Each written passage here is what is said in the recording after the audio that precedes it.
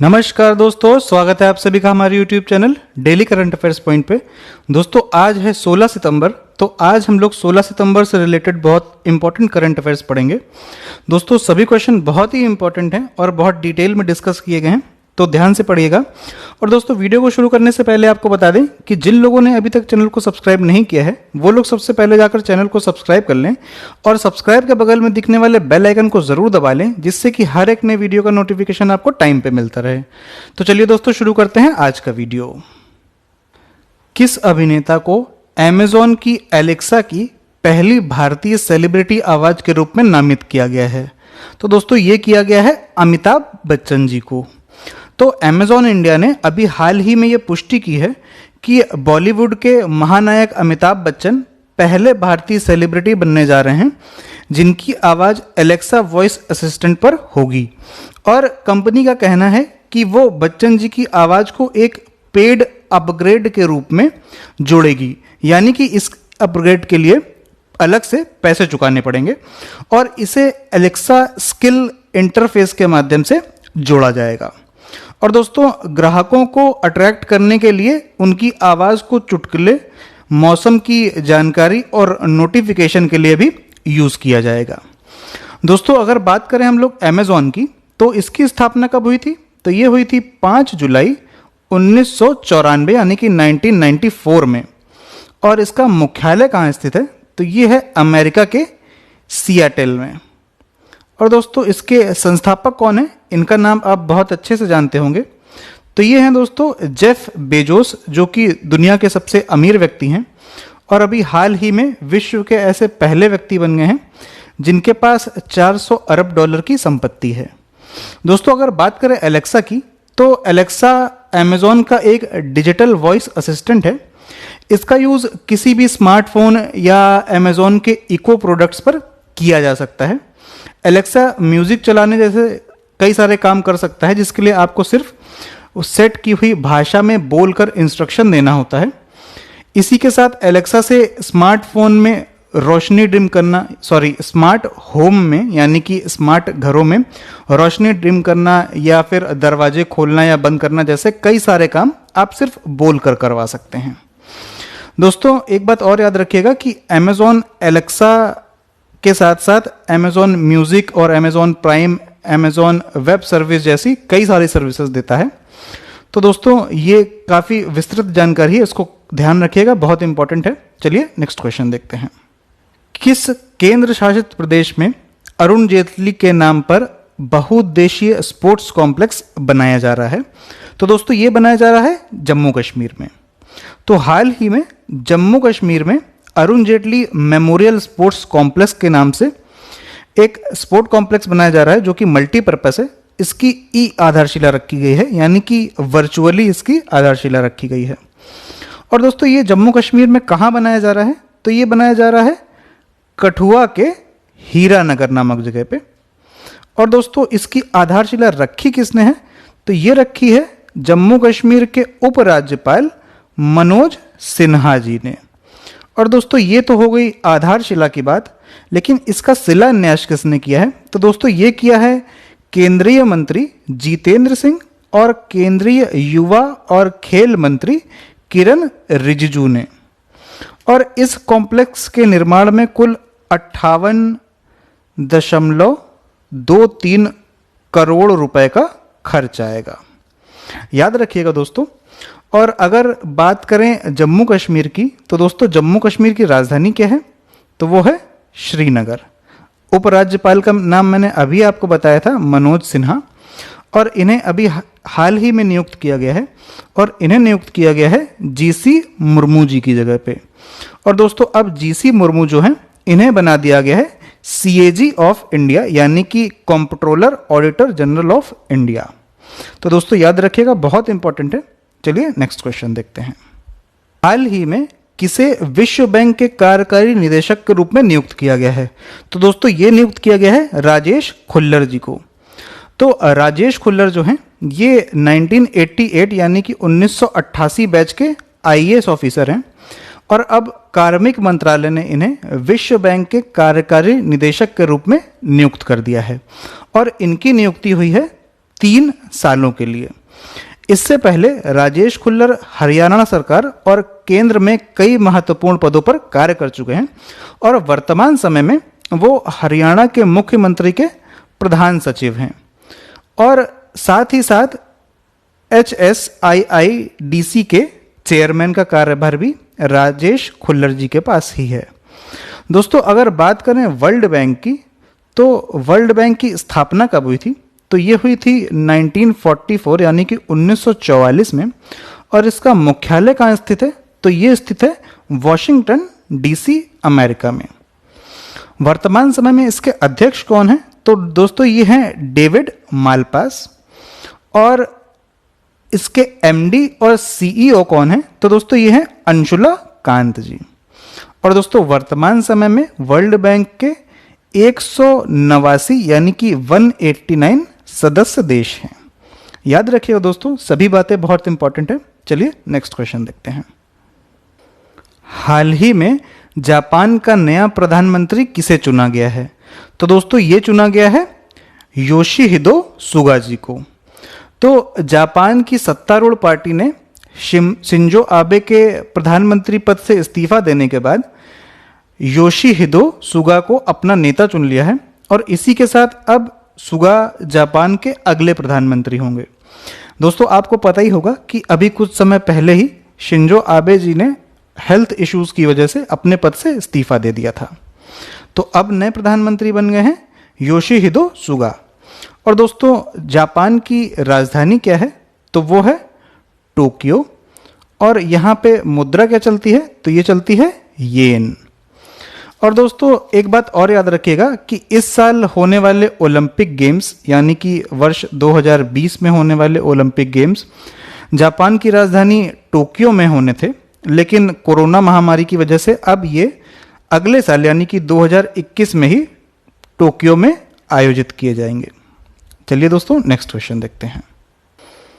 हाल ही में हिंद महासागर में शांति और सुरक्षा सुनिश्चित करने के लिए अमेरिका ने किस देश के साथ समझौता किया है?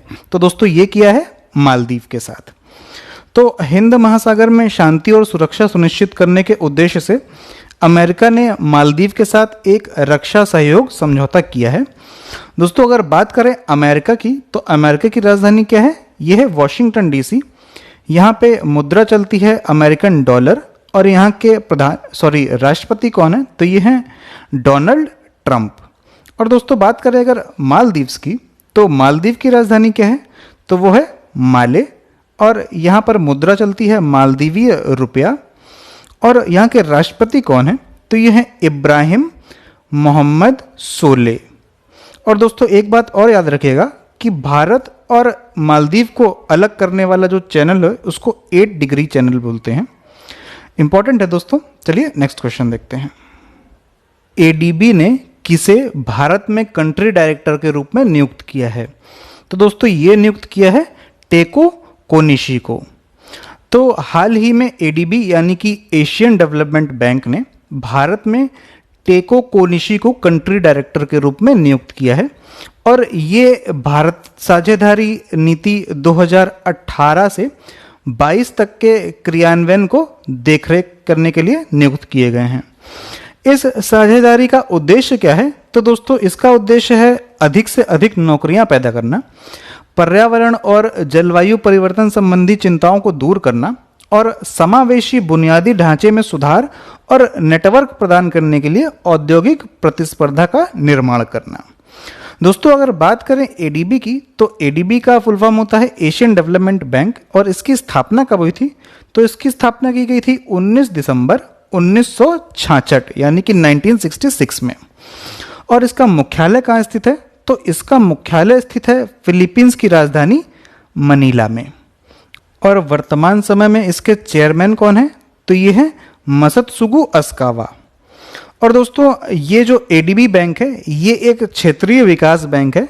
इसकी स्थापना एशियाई देशों के आर्थिक विकास के लिए की गई थी और जब इसकी स्थापना हुई थी उस समय कुल 31 देश इसके सदस्य देश थे और वर्तमान समय में इसके सदस्य देश कितने हैं? तो दोस्तों ये हैं 67 यानी कि 67। और दोस्तों एक इंपॉर्टेंट बात और याद रखिएगा कि अभी हाल ही में अशोक लवासा जी को एडीबी का उपाध्यक्ष यानी कि वाइस प्रेसिडेंट नियुक्त किया गया है। इंपॉर्टेंट है दोस्तों, सारी बातें बहुत ही इंपॉर्टेंट है, याद रखिएगा। चलिए नेक्स्ट क्वेश्चन देखते हैं। उत्तर प्रदेश सरकार ने मुगल म्यूजियम का नाम बदलकर क्या करने की घोषणा की है? तो दोस्तों इसका सही जवाब होगा छत्रपति शिवाजी महाराज। तो हाल ही में मुगल म्यूजियम के नाम से एक म्यूजियम बनाया जा रहा है, और दोस्तों ये कहाँ बनाया जा रहा है? तो ये बनाया जा रहा है उत्तर प्रदेश के आगरा में। तो अब उत्तर प्रदेश सरकार ने इस म्यूजियम का नाम बदलकर शिवाजी महाराज के नाम पर रखने का फैसला किया है, और इस पर उत्तर प्रदेश के मुख्यमंत्री योगी आदित्यनाथ का कहना है कि उत्तर प्रदेश सरकार राष्ट्रवादी विचारों को पोषित करने वाली सरकार है, और इस संग्रहालय में मुगल संस्कृति, कलाकृतियों, चित्रों, भोजन और वेशभूषा, और इसके साथ साथ मुगल युग के हथियार और गोला बारूद आदि का प्रदर्शन किया जाएगा। दोस्तों अगर बात करें उत्तर प्रदेश की, तो यहाँ की राजधानी है लखनऊ, और मुख्यमंत्री हैं योगी आदित्यनाथ, और दो मुख्यमंत्री हैं उत्तर प्रदेश में। तो एक कौन है? तो वो हैं केशव प्रसाद मौर्य, और दूसरे हैं दिनेश शर्मा। दोस्तों यहाँ की गवर्नर कौन है? तो ये है आनंदीबेन पटेल, जो कि मध्य प्रदेश की भी गवर्नर यानी कि राज्यपाल हैं। और दोस्तों हाल ही में उत्तर प्रदेश ने एनआरआई यूनिफाइड पोर्टल लॉन्च किया है, और भारत की पहली ट्रांसजेंडर यूनिवर्सिटी भी उत्तर प्रदेश में ही बनाई जा रही है। और दोस्तों इसके साथ साथ एक बात और याद रखिएगा कि हाल ही में उत्तर प्रदेश में यूपीएसएसएफ नाम की एक स्पेशल फोर्स का गठन किया गया है, जिसका काम होगा सरकारी प्रतिष्ठानों की रक्षा करना। चलिए दोस्तों नेक्स्ट क्वेश्चन देखते हैं।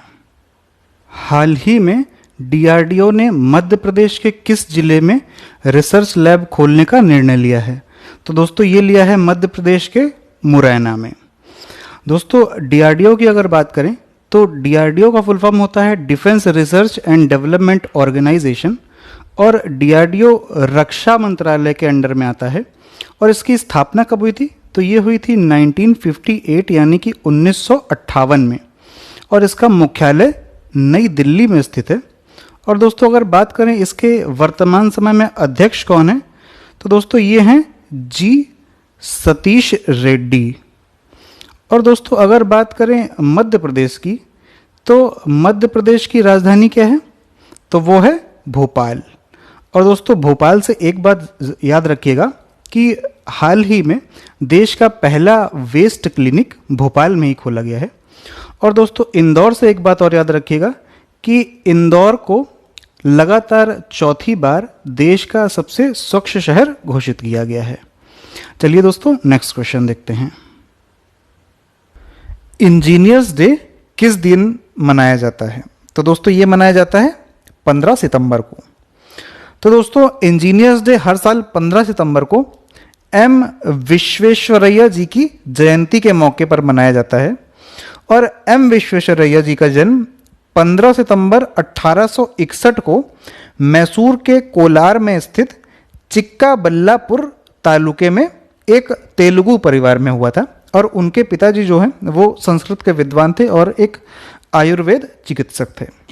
एम विश्वेश्वरैया पूरे दुनिया के इंजीनियर्स के लिए एक मिसाल हैं, और इन्हें भारत सरकार द्वारा 1955 में भारत का सर्वोच्च सम्मान यानी कि भारत रत्न से सम्मानित किया गया था। तो दोस्तों याद रखिएगा। चलिए नेक्स्ट क्वेश्चन देखते हैं। लोकतंत्र का अंतर्राष्ट्रीय दिवस कब मनाया जाता है? तो दोस्तों ये मनाया जाता है 15 सितंबर को। प्रत्येक वर्ष 15 सितंबर को इंटरनेशनल डे ऑफ डेमोक्रेसी यानी कि लोकतंत्र का अंतर्राष्ट्रीय दिवस मनाया जाता है। और लोकतंत्र का ये अंतर्राष्ट्रीय दिवस दुनिया में लोकतंत्र की स्थिति की समीक्षा करने का अवसर देता है। और इस दिन को वर्ष 2007 में संयुक्त राष्ट्र महासभा द्वारा लोकतंत्र के प्रचार के लिए एक प्रस्ताव के माध्यम से घोषित किया गया था। और इसे मनाया सबसे पहले कब गया था? तो इसे सबसे पहले 2008 में मनाया गया था, और उसके बाद से हर वर्ष 15 सितंबर को इस दिन को मनाया जाता है। तो दोस्तों याद रखिएगा। चलिए अब देख लेते हैं वन लाइनर क्वेश्चंस। तो दोस्तों पहला क्वेश्चन है, हाल ही में F1 टस्कन ग्रैंड प्रिक्स किसने जीत ली है? तो दोस्तों ये जीत ली है मर्सिडीज के ड्राइवर लुइस हैमिल्टन ने। नेक्स्ट क्वेश्चन है, मेरा परिवार मेरी जिंदगी अभियान किस राज्य सरकार द्वारा शुरू किया गया है? तो दोस्तों ये शुरू किया गया है महाराष्ट्र की सरकार द्वारा। इसी के साथ तीसरा क्वेश्चन देखते हैं, गरिमा योजना किस राज्य सरकार द्वारा शुरू की गई है? तो ये शुरू की गई है ओडिशा सरकार द्वारा। दोस्तों सभी क्वेश्चन को याद रखिएगा क्योंकि वन लाइनर क्वेश्चंस भी बहुत इंपॉर्टेंट क्वेश्चन होते हैं, तो इनको ध्यान से पढ़िएगा। नेक्स्ट क्वेश्चन है, युवाओं के प्रशिक्षण के लिए यूआई पाथ के साथ किस राज्य सरकार ने समझौता किया है? तो ये किया है दोस्तों आंध्र प्रदेश सरकार ने। और लास्ट क्वेश्चन है, सबुज साथी परियोजना किस राज्य से संबंधित है? तो दोस्तों ये संबंधित है पश्चिम बंगाल से। तो दोस्तों आज की वीडियो में सिर्फ इतना ही। अगर आपको आज का वीडियो पसंद आया हो तो वीडियो को लाइक करिएगा, अपने दोस्तों के साथ शेयर करिएगा, और दोस्तों अगर अभी तक चैनल को सब्सक्राइब नहीं किया है तो चैनल को सब्सक्राइब कर लीजिएगा। चलिए दोस्तों मिलते हैं नेक्स्ट वीडियो में।